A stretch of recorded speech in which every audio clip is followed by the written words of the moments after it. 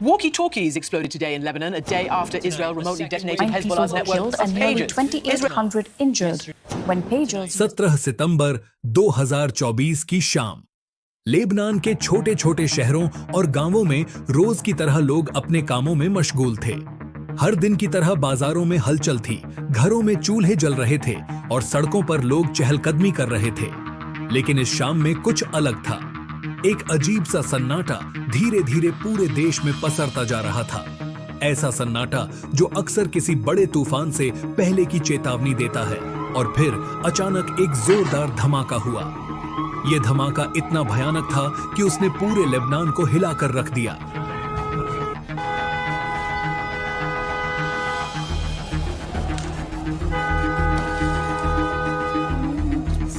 सोचिए, आप अपनी जेब में एक साधारण वॉकी टॉकी लेकर घूम रहे हों और अचानक उसमें से धुआं उठने लगे।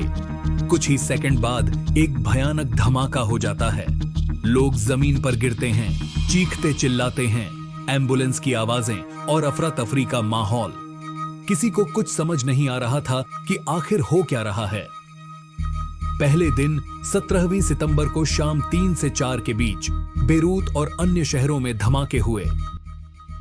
लोगों की जेबों से निकलते धुएं और छोटे छोटे धमाकों की आवाजें। ऐसा लग रहा था जैसे किसी ने पटाखे चला दिए हों, लेकिन यह कोई साधारण पटाखे नहीं थे।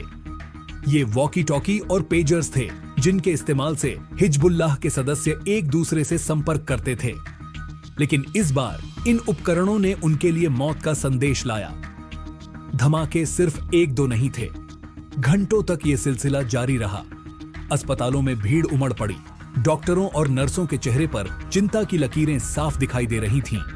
चारों तरफ चीख पुकार मची हुई थी। और फिर 18 सितंबर को एक और धमाका, इस बार एक जनाजे के दौरान। लोगों की आंखों में डर और शक साफ झलक रहा था। यह घटना एक आम दिन की तरह शुरू होती है, लेकिन कुछ ही पलों में सब कुछ बदल गया। जब लोग बिना किसी चिंता के अपनी खरीदारी कर रहे थे, तब किसी ने नहीं सोचा था कि कुछ ऐसा होने वाला है। लोगों की पहली प्रतिक्रिया शॉक और कंफ्यूजन। कुछ लोग भागने लगे, जबकि कुछ लोग समझने की कोशिश कर रहे थे कि आखिर हुआ क्या है। एक छोटी सी जगह, लेकिन इस पल ने इसे एक भयानक दृश्य बना दिया। ऐसा कैसे हो सकता है? वॉकी टॉकी और पेजर्स फट गए। हर तरफ अफरा तफरी थी और इजराइल का नाम सभी की जुबान पर था। हिजबुल्लाह ने इजराइल पर सीधा आरोप मढ़ा। लेकिन क्या वाकई इजराइल का हाथ था? सूत्र कुछ और ही कहानी बयां कर रहे हैं। यह हमला किसी साधारण हमले जैसा नहीं था। अमेरिकी अधिकारियों के अनुसार हिजबुल्लाह के सदस्यों को जो संदेश मिले थे, वो उनके नेतृत्व से आने वाले दिखते थे। वही संदेश इन उपकरणों को एक्टिवेट करने के लिए काफी थे। यह एक योजनाबद्ध और हाईटेक हमला था, जिसने हिजबुल्लाह के पूरे संचार तंत्र को तहस नहस कर दिया। कुछ दिन पहले हिजबुल्लाह के एक शीर्ष कमांडर की ड्रोन हमले में मौत हो गई थी। उसके बाद हिजबुल्लाह के प्रमुख ने अपने कमांडर्स को आदेश दिया कि वे अपने मोबाइल फोन नष्ट कर दें, दफना दें या फिर किसी सुरक्षित लोहे के बॉक्स में रख दें। उन्हें इस बात का एहसास हो चुका था कि उनके फोन ट्रैक किए जा रहे थे और उन्हें इसके आधार पर निशाना बनाया जा रहा था। इस खतरे को देखते हुए उन्होंने पुराने उपकरणों जैसे पेजर्स और वॉकी टॉकी का इस्तेमाल शुरू किया, ताकि उन्हें ट्रैक करना मुश्किल हो। लेकिन इजराइल ने उस पर भी अपनी नजरें जमा रखी थीं। कुछ महीनों पहले हिजबुल्लाह ने ताइवान की एक कंपनी गोल्ड अपोलो को 3000 पेजर्स का ऑर्डर दिया, लेकिन उनकी मैन्युफैक्चरिंग हंगरी में हुई। दरअसल ताइवान की उस कंपनी ने इन पेजर्स को बनाने का लाइसेंस दे दिया था हंगरी की एक कंपनी को। और वहीं से शुरू हुआ एक ऐसा खेल जिसने हिजबुल्लाह के पूरे नेटवर्क को हिलाकर रख दिया। इजराइल ने शायद पेजर्स की बैटरी को रास्ते में ही इंटरसेप्ट किया, उन्हें हूबहू दिखने वाली बैटरीज से बदल दिया और उन नकली बैटरीज के पास उन्होंने PETN नाम का खतरनाक विस्फोटक छिपा दिया।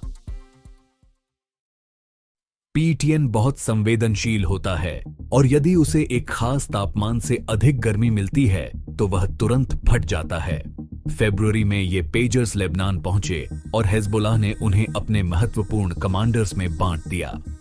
यह हमला इजराइल करने वाला था 2 साल बाद। लेकिन जब हिजबुल्लाह के एक एजेंट को इन उपकरणों पर शक हुआ, उसने यह बात अपने सीनियर कमांडर को बताई।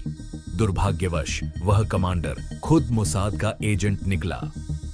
17 सितंबर की शाम जब हिजबुल्लाह ने अपने कमांडर्स को संदेश भेजा, 3000 पेजर्स एक्टिव हो गए। जैसे ही लोगों ने संदेश पढ़ने के लिए पेजर्स अपने चेहरे के पास लाए, अचानक से धमाके हुए। किसी की आंखें चली गईं, तो किसी ने अपने हाथ पैर खो दिए। इजराइल ने एक ऐसा तकनीकी हमला किया जिससे पूरी दुनिया हिल गई। बैटरीज को सॉफ्टवेयर के माध्यम से दूर से हीट अप कर PETN को इतनी सटीकता से ब्लास्ट करना एक चौंकाने वाली रणनीति थी। तो क्या यह इजराइल की एक और रणनीतिक जीत थी? विशेषज्ञ मानते हैं कि इजराइल ने हिजबुल्लाह के संचार तंत्र में इतनी गहराई तक घुसपैठ कर ली थी जिसकी किसी ने कल्पना भी नहीं की थी। 22 सितंबर को इजरायली राष्ट्रपति आइजैक हर्जोग ने पेजर विस्फोटों में इजराइल की किसी भी संलिप्तता से इनकार कर दिया। लेकिन उसी दिन हिजबुल्लाह ने रमत डेविड एयरबेस पर मिसाइल हमले किए, जिसमें एक व्यक्ति घायल हुआ। इजरायली हमलों में दक्षिणी लेबनान में 3 लोग मारे गए, जिनमें हिजबुल्लाह के 2 लड़ाके भी शामिल थे। 23 सितंबर को हालात और बिगड़े जब इजरायली डिफेंस फोर्स ने लेबनान पर 1600 से अधिक हमले किए, जिसमें 568 लोग मारे गए और 1835 से अधिक घायल हुए। हिजबुल्लाह ने भी करीब 240 रॉकेट इजराइल और वेस्ट बैंक पर दागे। इस दौरान इजराइल ने हिजबुल्लाह के साउदर्न फ्रंट के कमांडर अली कराकी को निशाना बनाया, लेकिन वह बच निकला। युद्ध तेजी से भड़क रहा है और सवाल यह है, क्या यह महज शुरुआत है या फिर दोनों पक्षों के बीच संघर्ष का एक नया और खतरनाक अध्याय?